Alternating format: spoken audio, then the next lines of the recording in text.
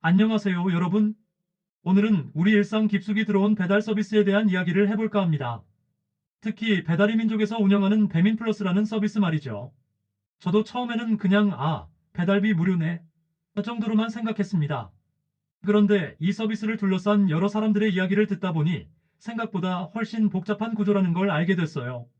배민플러스는 간단히 말하면 구독형 배달 서비스입니다. 소비자가 월 정액을 내면 일정 금액 이상 주문할 때 배달비가 무료가 되죠. 겉으로 보기엔 넷플릭스나 유튜브 프리미엄 같은 구독 모델과 비슷해 보입니다. 하지만 여기엔 중요한 차이가 있어요. 넷플릭스는 콘텐츠 제작자에게 돈을 주고 영상을 확보합니다. 그런데 배민 플러스는 음식을 만드는 점주님들에게 오히려 추가 수수료를 받아요. 배달의 민족이 직접 배달 기사님들을 관리하면서 배달을 책임지는 대신 그 비용을 점주에게 전가하는 구조인 거죠. 이게 왜 문제가 될 수 있느냐? 기존에는 점주님들이 배달의 민족의 입점료와 광고비, 그리고 주문 수수료를 냈습니다. 대략 주문 금액의 59% 정도였죠. 그런데 배민플러스에 참여하게 되면 여기에 추가로 배달 대행료를 내야 합니다. 이게 건당 3,000원에서 많게는 5,000원까지 나가요. 한 달에 배달 주문이 100건만 나가도 30만원에서 50만원의 추가 비용이 발생하는 겁니다. 작은 가게 입장에서는 결코 무시할 수 없는 금액이죠. 그럼에도 배민플러스에 들어가는 이유가 뭘까요? 바로 노출 때문입니다. 배달의 민족 앱을 켜면 기본적으로 배민 플러스 가게들이 먼저 보입니다. 소비자들이 배달비 무료 필터를 걸면 플러스 가게만 뜨는 거죠. 점주 입장에서는 추가 비용을 내더라도 주문이 늘어날 가능성이 있으니까 어쩔 수 없이 참여하게 되는 겁니다. 그럼 배달 기사님들은 어떨까요? 배민이 직접 라이더를 관리하니까 일거리가 안정적으로 들어온다는 장점이 있습니다. 하지만 문제는 단가예요. 예전에는 건당 4,000원에서 5,000원 받던 게 이제는 3,000원대로 떨어진 경우가 많다고 해요.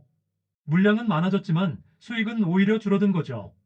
이런 구조를 보면 결국 배민 플러스는 소비자에게는 혜택처럼 보이지만 그 뒤에서 점주와 라이더가 부담을 나눠지는 시스템이라는 걸 알 수 있습니다. 물론 플랫폼 입장에서는 효율적인 배달 시스템을 구축했다고 말할 수 있겠죠. 하지만 그 효율의 대가를 누가 치르고 있는지는 한 번쯤 생각해 봐야 할 문제입니다. 배민 플러스는 2021년 처음 시작됐습니다. 처음에는 서울 일부 지역에서만 운영되다가 점차 전국으로 확대됐어요. 지금은 대부분의 주요 도시에서 이용할 수 있죠. 구독료는 월 5,900원 정도인데 일주일에 두세 번만 시켜 먹어도 본전은 뽑는다는 계산이 나옵니다. 그래서 소비자들의 반응은 대체로 긍정적이에요. 특히 1인 가구가 많은 요즘 혼자 밥 한 끼 시키는데 배달비 3,000원 내는 게 부담스러웠던 분들에게는 정말 좋은 서비스죠. 하지만 오늘 이 영상을 통해서 그 편리함 뒤에 숨겨진 이야기들을 함께 살펴보려고 합니다. 저도 배민 플러스를 써봤습니다. 솔직히 처음엔 정말 좋더라고요. 퇴근하고 집에 와서 앱 켜고 오늘은 뭐 먹지? 하면서 고르는데 배달비 걱정 없이 편하게 주문할 수 있으니까요. 주변 직장 동료들도 대부분 쓰고 있어요. 점심시간에 얘기 나오다 보면 너 배민 플러스 쓰니? 하는 게 인사처럼 됐을 정도죠. 특히 우리 같은 40대는 젊은 친구들보다 배달을 더 자주 시키는 것 같아요. 집에서 요리하기 귀찮기도 하고 가족들 입맛 다 맞추려면 배달이 편하거든요. 실제로 제 주변 통계를 보면 한 달에 배달을 평균 10번 정도 시킵니다. 배달비가 건당 3,000원이라고 치면 3만 원이 나가는 거죠. 그런데 배민 플러스는 5,900원이니까 월 24,000원 정도를 아끼는 셈입니다. 1년이면 거의 30만 원 가까이 되는 금액이에요. 이런 계산을 하고 나니까 이거 안 쓸 이유가 없네 싶더라고요. 그래서 주저없이 구독을 시작했습니다. 처음 몇 달은 정말 만족했어요. 앱 켜면 배민 플러스 무료 배달 표시된 가게들이 쭉 나오고 선택지도 많고 뭘 시켜도 배달비 걱정 없으니까 심리적으로도 편했어요. 특히 좋았던 건 소액 주문도 부담 없이 할 수 있다는 거였어요. 예전에는 혼자 치킨 한 마리 시키기가 좀 그랬거든요. 배달비 3,000원에 최소 주문 금액까지 있으면 억지로 사이드 메뉴를 추가하곤 했는데 이젠 그럴 필요가 없어진 거죠. 하지만 시간이 지나면서 좀 이상한 점들을 느끼기 시작했습니다. 첫 번째는 메뉴 가격이었어요. 자주 시키던 중국집 짜장면이 예전에는 6,000원이었는데 어느 날 보니까 6,500원이 돼 있더라고요. 처음엔 물가가 올라서 그런가 보다 했는데 나중에 직접 가게에 전화해서 포장 주문하니까 6,000원이라고 하는 거예요. 알고 보니 많은 가게들이 배민 플러스 수수료를 감당하기 위해 배달 앱 전용 가격을 따로 책정한다더라고요. 배달비는 무료지만 음식값이 올라 있으니까 실제로 아끼는 돈이 생각보다 적은 거죠. 어떤 분은 이걸 풍선 효과라고 표현하시더라고요. 한쪽을 누르면 다른 쪽이 불룩해지는 거죠. 두 번째로 느낀 건 선택의 폭이 좁아졌다는 겁니다. 배민 플러스를 쓰다 보면 자연스럽게 플러스 가게만 보게 되거든요. 필터를 따로 해제하지 않는 이상 플러스 아닌 가게는 검색 결과에서 밀려나 있어요. 그러다 보니 예전에 자주 시키던 작은 가게들을 점점 잊게 되더라고요. 제가 좋아하던 동네 분식집이 있었는데 어느 날부터 앱에서 찾기가 어려워졌어요. 나중에 알고 보니 그 집이 배민 플러스에 안 들어가서 검색 순위에서 밀려난 거였어요. 사장님 말씀이 수수료 부담 때문에 도저히 못 들어가겠다고 하시더라고요. 그 후로 저도 그 집을 거의 안 시키게 됐어요. 앱에서 안 보이니까 자연스럽게 잊혀진 거죠. 세 번째는 배달 품질이었습니다. 초반에는 배민 라이더분들이 친절하고 빠르게 배달해 주셨어요. 그런데 요즘은 가끔 음식이 식어서 오거나 배달이 예상보다 늦는 경우가 생기더라고요. 아마도 주문량이 폭발적으로 늘어나면서 라이더분들이 감당하기 벅찬 것 같아요. 한 번은 배달이 1시간 넘게 지연돼서 라이더분께 전화했는데 목소리가 너무 지쳐 계시더라고요. 죄송합니다. 지금 한꺼번에 주문이 너무 많이 들어와서요라고 하시는데 오히려 제가 미안해졌어요. 이분도 시스템의 피해자구나 싶었죠. 그리고 최근에 가장 많이 느끼는 건 종속감이에요. 배민 플러스를 끊으면 다시 배달비를 내야 하잖아요. 그게 너무 아까워서 계속 유지하게 되는 거예요. 이게 구독 경제의 함정이라는 생각이 들더라고요. 한번 들어오면 빠져나가기 어렵게 만드는 거죠. 소비자 입장에서 배민 플러스는 분명 편리합니다. 하지만 그 편리함이 장기적으로 우리에게 어떤 영향을 미칠지는 좀 더 생각해 봐야 할 것 같아요. 작은 가게들이 사라지고 선택권이 줄어들고 결국 음식값이 오르는 구조라면 과연 우리가 진짜 이득을 보는 건지 의문이 들기 시작했습니다. 배달 기사님들 이야기를 듣기 위해 며칠 동안 취재를 다녔습니다.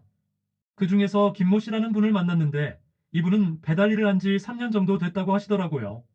40대 중반으로 저와 비슷한 나이였습니다. 김 씨는 원래 제조업 쪽에서 일하시다가 코로나 시기에 실직하셨대요. 그때 배달 일을 시작하셨는데 처음엔 괜찮았다고 합니다. 일한 만큼 벌 수 있으니까 나쁘지 않았어요. 하루에 50만 원씩도 벌었던 적이 있어요 라고 하시더라고요. 그런데 배민 플러스가 본격적으로 확대되면서 상황이 달라졌다고 해요. 김 씨는 처음에는 개인 프리랜서로 여러 플랫폼을 오가며 일했습니다. 배달의 민족, 쿠팡이츠, 요기요 등등이요. 그러다가 배민에서 배민 플러스라는 시스템을 도입하면서 전속 계약을 제한받았대요. 전속 계약의 장점은 일감이 안정적으로 들어온다는 거였어요. 기다리는 시간이 줄어드니까 좋긴 했죠.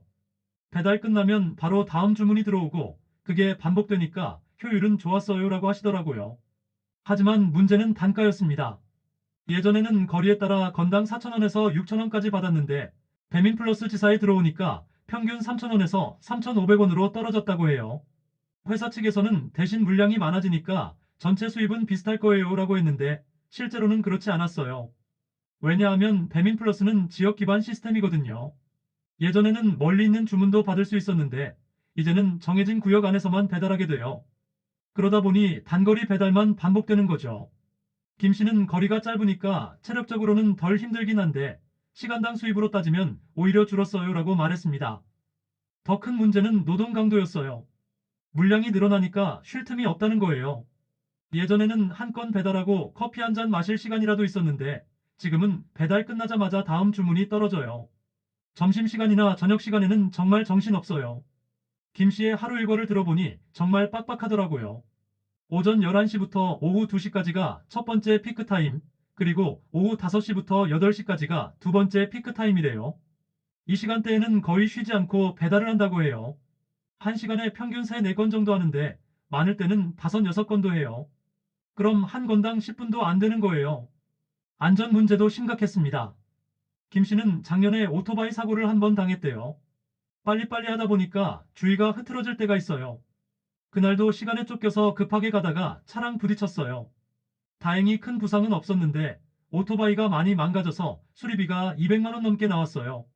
그런데 놀라운 건 이런 사고가 발생했을 때 보상 시스템이 제대로 갖춰져 있지 않다는 거예요. 김 씨는 회사에서는 프리랜서 계약이라 산재 적용이 안 된다고 했어요. 보험도 제대로 안 들어져 있고요. 결국 제 돈으로 다 해결해야 했어요. 이런 얘기를 들으니까 정말 가슴이 아프더라고요. 우리가 편하게 배달시키면서 누군가는 이렇게 위험을 감수하고 일하고 있는 거잖아요. 그런데 시스템적인 보호는 거의 없는 거예요. 김 씨에게 그럼 왜 계속 이 일을 하세요? 라고 물었더니 다른 선택지가 없어서요라고 답하시더라고요. 제 나이에 다시 취직하기가 쉽지 않아요. 특별한 기술도 없고요. 그나마 배달은 일한 만큼 돈이 나오니까요. 힘들어도 참고 하는 거죠. 다른 라이더분들 이야기도 비슷했어요. 한 분은 플랫폼이 콜 배정을 조절하니까 우리는 그냥 시키는 대로 할 수밖에 없어요. 거부하면 다음부터 콜이 안 들어와요라고 하시더라고요. 실질적으로 선택권이 없는 거죠. 배민 플러스가 확대되면서 라이더분들의 수입은 평균 10에서 20% 정도 줄었다는 통계도 있었어요. 물량은 늘었지만 단가가 낮아지고 효율적인 배달을 강요받으면서 노동 강도만 세진 거예요. 이게 바로 배민 플러스의 이면입니다. 이번에는 실제 음식점을 운영하시는 분들을 만나봤습니다. 치킨집을 운영하는 박모 씨를 인터뷰했는데요. 이분은 가게를 연지 5년 정도 됐다고 하시더라고요. 박 씨의 가게는 동네에서 제법 알려진 곳이었어요. 맛도 좋고 단골도 많았는데 최근 몇 년 사이 배달 주문 비중이 급격히 늘었다고 해요. 코로나 이전에는 배달이 전체 매출의 30% 정도였는데 지금은 70%가 넘어요. 매장에서 먹는 손님보다 배달 주문이 훨씬 많아졌죠. 그러다 보니 어쩔 수 없이 배달 플랫폼에 의존하게 됐대요. 배달의 민족, 쿠팡이츠 다 들어가 있는데 그 중에서도 배민 비중이 가장 크다고 했어요. 배민이 워낙 점유율이 높으니까 여기 안 들어가면 장사가 안 돼요.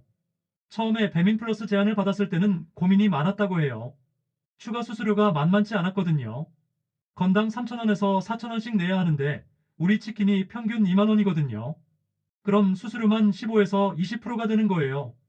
기존 중개 수수료 9%까지 합치면 거의 30% 가까이 플랫폼에 내는 거죠. 그럼에도 박 씨는 배민 플러스에 들어갔습니다. 안 들어가면 경쟁이 안 돼요. 손님들이 앱에서 무료 배달 필터를 누르잖아요. 그럼 우리 가게는 아예 안 보이는 거예요. 주문이 뚝 떨어져요. 실제로 배민 플러스 진입 후 주문량은 확실히 늘었다고 해요.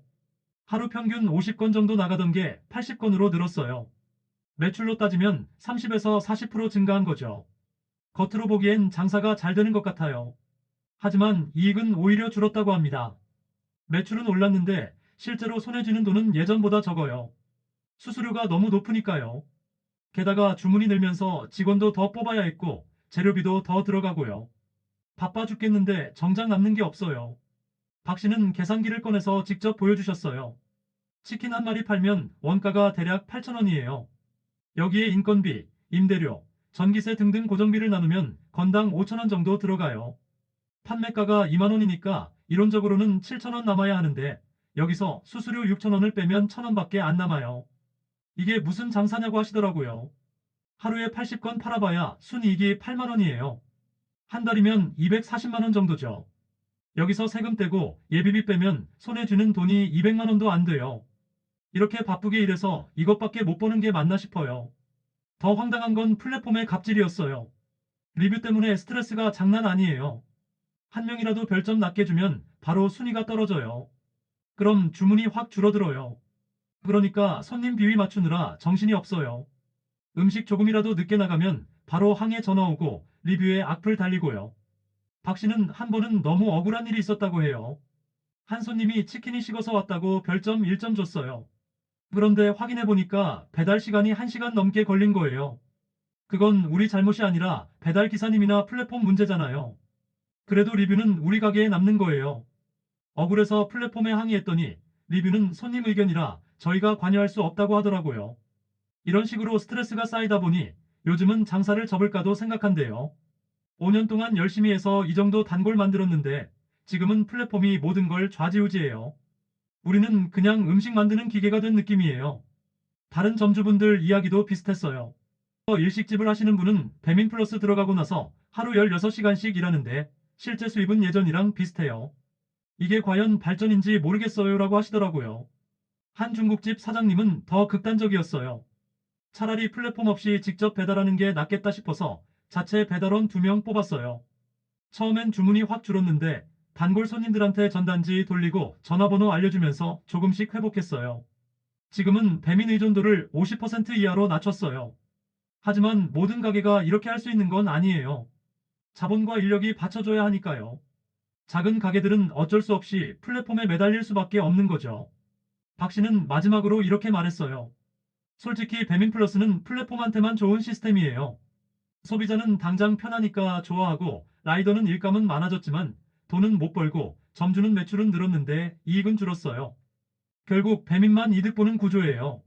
높은 수수료와 플랫폼 종속성 속에서도 점주님들은 나름의 생존 전략을 찾아가고 있었습니다. 여러 가게를 돌아다니며 취재한 결과 크게 세 가지 패턴을 발견할 수 있었어요. 첫 번째는 리뷰 관리 집중형입니다. 분식집을 운영하는 이모 씨의 전략이었는데요. 이분은 광고비를 거의 쓰지 않는 대신 리뷰 관리에 모든 걸 쏟아붓는다고 했어요. 배민에서 광고 상품 제안이 계속 와요. 프리미엄 노출 이런 거요. 한 달에 50만 원, 100만 원씩 내면 상위에 띄워준다는 건데 저는 안 해요.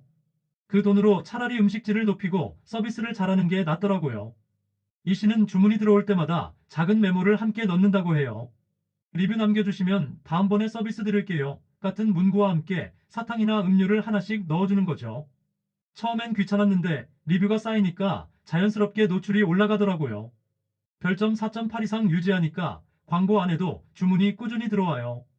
실제로 이 씨 가게는 리뷰가 2,000개가 넘었어요. 대부분 긍정적인 평가들이었죠.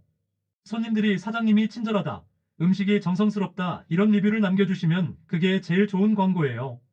플랫폼 알고리즘도 리뷰 많은 가게를 선호하니까요. 하지만 이 방법도 한계는 있었어요. 악성 리뷰 하나 때문에 며칠 동안 잠을 못 잘 때도 있어요.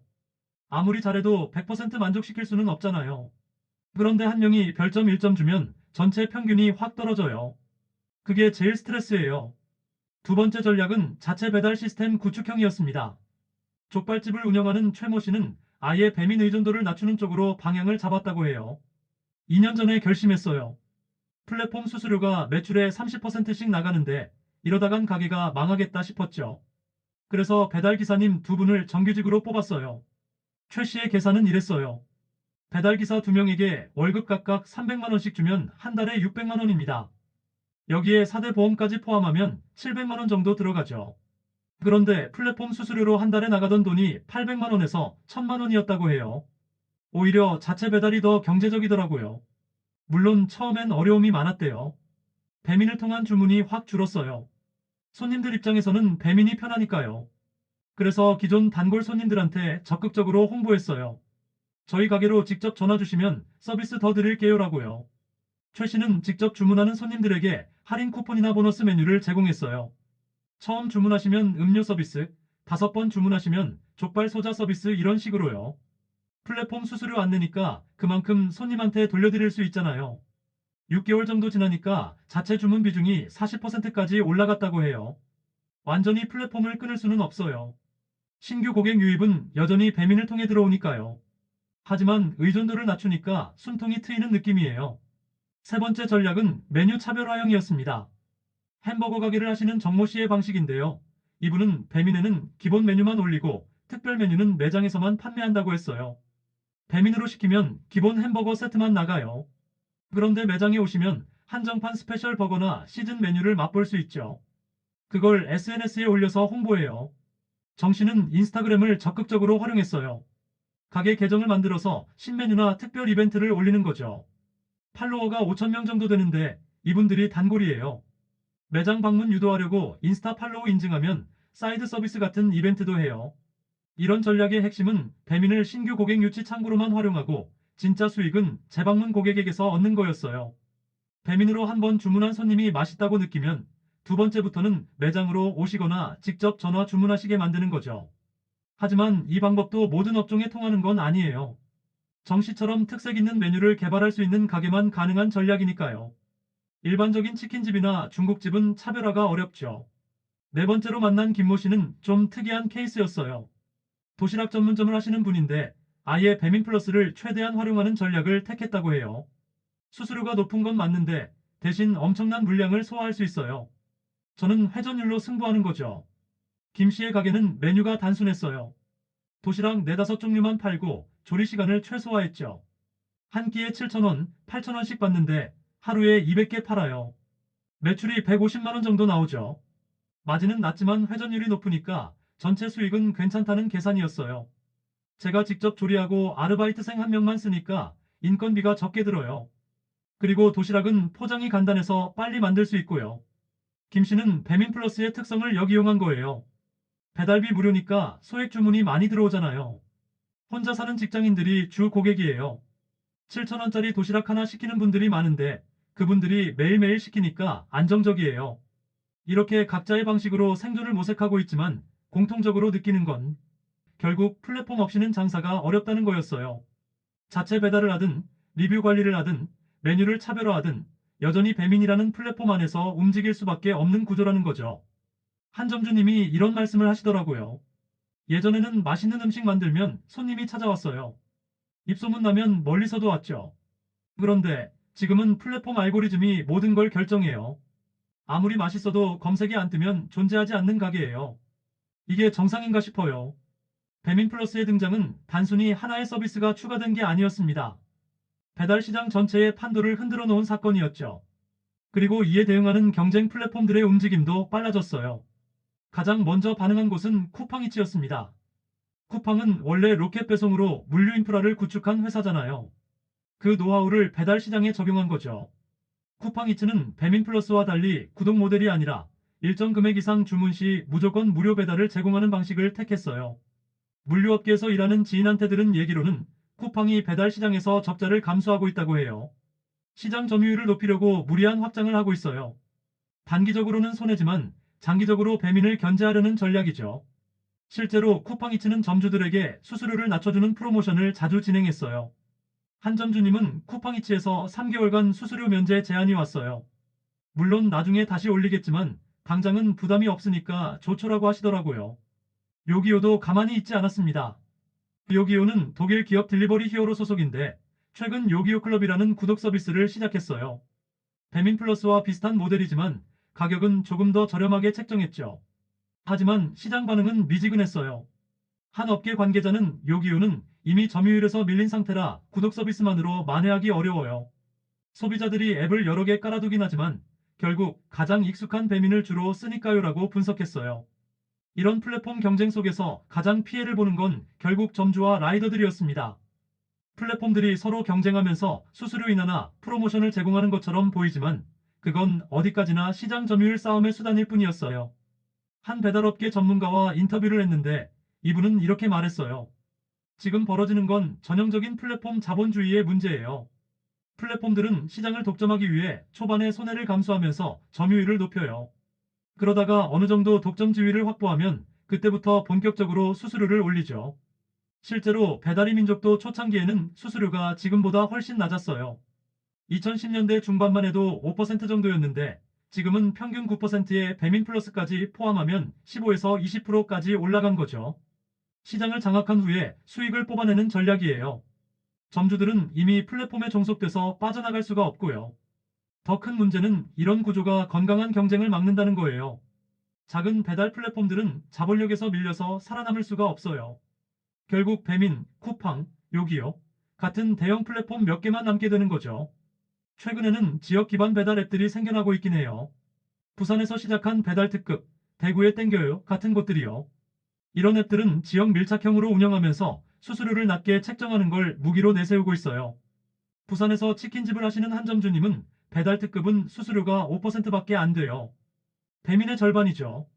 부산에서는 꽤 많은 가게들이 쓰고 있어요라고 하시더라고요. 하지만 여전히 전국 단위로 보면 점유율이 미미한 수준이에요. 라이더들 사이에서도 균열이 생기고 있었어요. 배민 플러스에 소속된 라이더와 프리랜서 라이더 간의 갈등이요. 한 프리랜서 라이더는 배민 플러스 라이더들한테 먼저 콜이 배정되니까 우리는 남은 콜만 받게 돼요. 그것도 조건 안 좋은 것들이고요라고 불만을 토로했어요. 또 다른 문제는 라이더들 간의 과당 경쟁이었어요. 배달 수요는 늘었지만 라이더 수도 급격히 증가했거든요. 예전에는 점심시간에 대기하면 금방 콜이 왔는데 지금은 10분, 20분씩 기다려야 해요. 라이더가 너무 많아진 거죠. 이런 상황에서 라이더 노조 움직임도 생겨나고 있어요. 작년에 배달 라이더들이 모여서 라이더 유니온이라는 조직을 만들었는데요. 이들은 배달 플랫폼들을 상대로 처우 개선을 요구하고 있어요. 라이더 유니온 관계자의 입장은 우리는 프리랜서가 아니라 사실상 노동자예요. 플랫폼이 업무를 지시하고 통제하는데 법적으로는 보호를 못 받는 거죠. 이 모순을 해결해야 해요라고 주장하더라고요. 점주들도 조직화 움직임을 보이고 있어요. 전국 가맹점주협의회라는 단체에서 배민 수수료 인하를 요구하는 집회를 열기도 했고요. 하지만 아직까지 뚜렷한 성과는 없는 상태예요. 결국 지금 배달 시장은 플랫폼, 점주 라이더 간의 3자 갈등이 심화되고 있는 상황입니다. 각자의 이해관계가 충돌하면서 누구도 만족하지 못하는 구조가 됐어요. 플랫폼은 수익을 내야 하고, 점주는 생존해야 하고, 라이더는 제대로 된 대우를 받아야 하는데, 이 세 가지를 동시에 만족시키는 게 쉽지 않은 거죠. 그렇다면 이 문제를 어떻게 풀어야 할까요? 여러 전문가들의 의견을 들어봤습니다. 경제학자 한 분의 의견은 플랫폼 수수료에 대한 투명성이 가장 중요하다고 강조하셨어요. 지금은 배민이 어떤 기준으로 수수료를 책정하는지 명확하지 않아요. 중개 수수료, 광고비, 배달 대행료 등이 복잡하게 얽혀 있어서 점주들도 정확히 뭘 내는지 모르는 경우가 많죠. 수수료 구조를 단순화하고 각 항목별로 명확하게 공개해야 한다고 주장했어요. 예를 들어 중개 수수료 5%, 배달 대행료 3,000원, 광고비 별도 이런 식으로 투명하게 밝혀야 해요. 그래야 점주들도 납득하고 선택할 수 있죠. 또한 정부 차원의 규제도 필요하다고 봤어요. 시장 지배적 지위를 가진 플랫폼이 수수료를 일방적으로 올리는 걸 막을 장치가 필요해요. 유럽에서는 이미 플랫폼 수수료 상한선을 정하는 법안들이 논의되고 있거든요. 실제로 미국 뉴욕시는 2021년에 배달 플랫폼 수수료 상한을 15%로 제한하는 법안을 통과시켰어요. 샌프란시스코도 비슷한 조치를 취했고요. 우리나라도 이런 방향을 고민해 볼 필요가 있다는 거죠. 노동법 전문 변호사님과도 이야기를 나눴는데 이분은 라이더들의 법적 지위 문제를 지적했어요. 지금 배달 라이더들은 대부분 프리랜서로 별도의 계약 없이 일하고 있어요. 그런데 실제로는 플랫폼의 통제를 받으면서 일하죠. 근무 시간, 배달 구역, 배달 방식 등이 모두 플랫폼에 의해 정해져요. 이런 경우를 위장된 고용관계라고 부른다고 해요. 겉으로는 프리랜서지만 실질적으로는 직원이나 다름없다는 거죠. 유럽과 미국에서는 이미 기그워커들의 노동자성을 인정하는 판결들이 나오고 있어요. 우리나라도 법 개정이 필요한 시점이에요. 만약 라이더들이 노동자로 인정받으면 어떻게 될까요? 최저임금, 4대 보험, 산재 보험 등이 적용되겠죠. 플랫폼 입장에서는 비용 부담이 크게 늘어나겠지만 라이더들의 안전과 권리는 보장될 거예요. IT 산업 애널리스트와의 이견은 또 다른 시각을 들을 수 있었어요. 장기적으로 보면 자율주행 배달 로봇이나 드론 배달이 상용화될 거예요. 그렇게 되면 배달 라이더의 일자리 자체가 줄어들 수 있죠. 실제로 배달의 민족도 딜리라는 자율주행 로봇을 시범 운영하고 있어요. 아직은 제한된 구역에서만 돌아다니지만 기술이 발전하면 더 확대될 거라고 해요. 기술 발전은 막을 수 없어요. 중요한 건 그 과정에서 일자리를 잃게 될 사람들을 위한 대책을 미리 마련하는 거죠. 소비자단체 관계자는 소비자 인식의 변화가 필요하다고 강조했어요. 지금 소비자들은 배달비가 무료라고 좋아하지만 그 뒤에 어떤 일이 벌어지는지 모르는 경우가 많아요. 조금 더 비싸더라도 공정한 가격을 지불하는 게 장기적으로 모두에게 이득이라는 인식이 필요해요. 실제로 최근 착한 소비, 공정 무역 같은 개념이 확산되고 있잖아요. 배달 서비스도 마찬가지라는 거예요. 소비자가 조금 더 지불하면 그 돈이 점주와 라이더에게 제대로 돌아가는 구조를 만들어야 해요. 플랫폼이 과도하게 중간 마진을 가져가는 게 문제죠. 배달 플랫폼 쪽 입장도 할 이야기가 있겠죠. 한 플랫폼 관계자는 저희도 어려움이 많다고 토로했어요. 시스템 개발, 유지 보수, 고객 지원, 마케팅 등에 막대한 비용이 들어가요. 수수료 없이는 사업을 유지할 수가 없어요. 그러면서 결국 시장에서 균형점을 찾아가는 과정이라고 말했어요.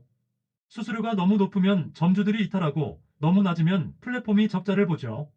적정한 수준을 찾아가는 게 중요한데 그게 쉽지 않아요. 개인적으로는 다각적인 접근이 필요하다고 봅니다. 첫째, 정부가 플랫폼 수수료 상한제나 투명성 의무화 같은 규제를 도입해야 해요. 둘째, 라이더들의 법적 지위를 명확히 하고 최소한의 보호 장치를 만들어야 하죠. 셋째, 소비자들도 저렴함만 추구하는 게 아니라 공정성을 고려하는 소비 습관을 가져야 합니다. 그리고 플랫폼도 단기적인 수익보다 생태계 전체의 지속 가능성을 고민해야 해요. 점주와 라이더가 무너지면 결국 플랫폼도 살아남을 수 없으니까요. 지금처럼 한쪽에만 부담을 전가하는 구조는 오래갈 수 없어요. 해외 사례를 보면 희망적인 신호도 있어요. 네덜란드에는 페어비앤비라는 플랫폼이 있는데 수익의 50%를 지역 사회에 환원한다고 해요. 미국에는 라이더들이 직접 소유하고 운영하는 배달 협동조합도 생겨나고 있고요. 한국도 이런 대안적 모델들을 실험해 볼 필요가 있어요. 일부 지역에서는 협동조합 형태의 배달 서비스를 시도하고 있는데 아직은 규모가 작지만 가능성은 보이고 있어요. 우리 동네 배달협동조합이 대표적인 예예요. 점주 라이더, 소비자가 함께 조합원이 되어 운영하는 시스템이죠. 수수료는 10% 정도로 일반 플랫폼보다 낮고 수익은 조합원들에게 배당으로 돌아간다고 해요. 이 협동조합의 운영위원과 통화를 해봤는데 규모는 작지만 서로 얼굴 보며 일할 수 있다는 게 장점이에요. 점주와 라이더가 직접 소통하면서 문제를 해결하고 소비자도 우리 동네 가게를 살린다는 자부심을 느끼죠라고 말하더라고요. 물론 이런 모델이 전국적으로 확산되기는 어려울 거예요. 대형 플랫폼의 편리함과 규모의 경제를 따라잡기 힘드니까요. 하지만 적어도 다양한 선택지가 존재한다는 것 자체가 의미 있는 일이라고 봅니다. 최근에는 블록체인 기술을 활용한 탈중앙화 배달 플랫폼도 연구되고 있어요. 중간에서 수수료를 떼가는 플랫폼 없이 점주와 라이더가 직접 연결되는 시스템이죠. 아직은 실험 단계지만 기술적으로는 가능하다고 해요.